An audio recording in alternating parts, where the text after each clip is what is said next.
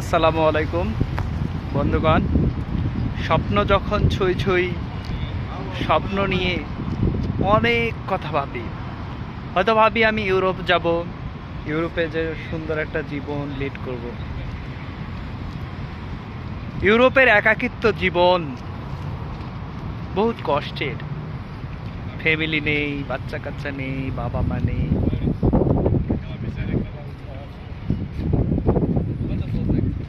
দারুণ যেন বেদনাদায়ক। সবকিছুর অভাব যেন প্রতিনিয়ত গ্রাস করে খায়। প্রচন্ড অভাব। কিন্তু এমন সময় যখন নিজের দেশকে রিপ্রেজেন্ট করতে চাই বহির্বিশ্বে, যে আমার বিহেভিয়ার দিয়ে আমি আমার দেশকে রিপ্রেজেন্ট করব বহির্বিশ্বের কাছে, বলবো আমি সেই দেশ থেকে এসেছি যেখানে প্রত্যেকটা মানুষ বিপদে আপদে একজন আরেকজনের পাশে দাঁড়ায়, যেখানে একজন কৃষক বিপদে পড়লে অন্যজন কৃষক এসে পাশে দাঁড়ায়, যেখানে একটা মানুষ মৃত্যুবরণ করলে আর একটা মানুষ ছুটে যায় সেই মৃতের স্বজনকে সান্ত্বনা দেওয়ার জন্য। কিন্তু আজ যখন আমার দেশ কলঙ্কিত, যখন আমার দেশের মানুষ অত্যাচারিত, তখন কেমন করে আমি আমার দেশকে রিপ্রেজেন্ট করব? তখন তাদের কাছে আমি প্রশ্নবিদ্ধ হয়ে যাই। তখন বারবার মনে হয় নিজেকে বিশাল বড় অপরাধী। আমার পলিটিক্স কেন এমন? কেন হবে স্বার্থপরতার মতো? কেন তা সমান তালে সবার জন্য নয়? কেন সব মানুষ সব মানুষের জন্য নয়? প্রতিনিয়ত ভেবে আমি এর কুল কিনারা খুঁজে পাই না। কেন আমার আইন সমান হবে না? আইন তো সবার জন্য সমান। বলা হয় ল ইজ ব্লাইন্ড। কোথায় ব্লাইন্ড? ল যেখানে অন্যায় সেখানে লয়ের আবির্ভাব হবে, কিন্তু অন্যায়ভাবে একটা নিরপরাধ মানুষকে যখন আইনের কাঠগড়ায় দাঁড় করানো হয়, তখন তো আমার মনে হয় যে আইনই অপরাধী। তখন কি আমরা আইনকে কলঙ্কিত করি না? তখন কি আইন কলঙ্কিত হয় না? একজন মানুষ যে শিক্ষক, শিক্ষা দান করে,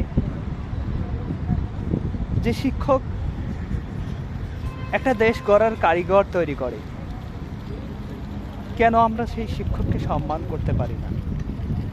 আমরা যখন শিক্ষককে সম্মান করতে পারি না, তাহলে আমরা কিভাবে আমার বাবা মাকে সম্মান করব? আর আমরা যখন আমার বাবা মাকে সম্মান করতে পারবো না, তাহলে আমার সন্তান আমাকে কিভাবে সম্মান করবে? তখন ভাবতে বড়ই অবাক লাগে। আমি নিজেই করব দোষ, আবার চিন্তা করব যে আমি অনেক কিছু পেয়েছি। আমি বলবো এটা হচ্ছে মহা আফসোস।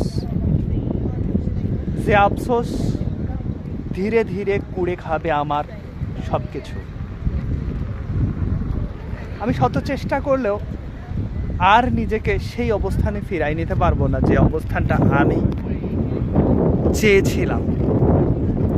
আমি হয়তো ভেবেছি অর্থ, পাওয়ার সব কিছু হয়তো আমার জীবনকে বদলে দিবে। না রে ভাই, জীবন তো বদলায় তখন যখন তুমি সুন্দরের মাঝে নিজেকে সগর্বে তৈরি করতে পারো। সেই ক্ষেত্রে আমি একটা উদ্ধৃতি দিতে পারি। আমার রাসূল হযরত মুহাম্মদ সাল্লাল্লাহু আলাইহি ওয়াসাল্লামের কাছে একদা যখন সাহাবারা এসে বলতো যে আল্লাহ রাসূল আপনি অনেক সুন্দর, তখন আল্লাহ রাসূল বলেছিল তুমি যা বলেছ তা সত্যি। যখন আবু জাহেল এসে বলেছিল তুমি কুৎসিত, তখন তিনি তারপরেও বলেছিল তুমি যা বলেছ তাই সত্যি। তখন সাহাবারা প্রশ্ন করেছিল যে তোমরা, আল্লাহ রাসূল আপনি তাকেও বললেন সে সুন্দর, আমাকেও বললেন আমি সুন্দর, এটা কেন বললেন? আল্লাহ রাসূল তখন বলেছিল এটা হচ্ছে সম্পূর্ণ মানুষের দৃষ্টিভঙ্গি। যার দৃষ্টিভঙ্গি যেমন, সে চিন্তাধারা করবে তেমন। যদি আমি আমার দৃষ্টিভঙ্গিতেই দেখি খারাপ, তবে আমার মনুষ্যত্ব খারাপ। আমি যদি আমার মনুষ্যত্বকে পরিষ্কার করি, তাহলে মনে হবে পৃথিবীটা সুন্দর। তখন আমার মন সুন্দর, আমার আত্মা সুন্দর, পরিবেশটাও সুন্দর। তখন কিন্তু আর অসুন্দরে এসে আমাকে গ্রাস করতে পারবে না।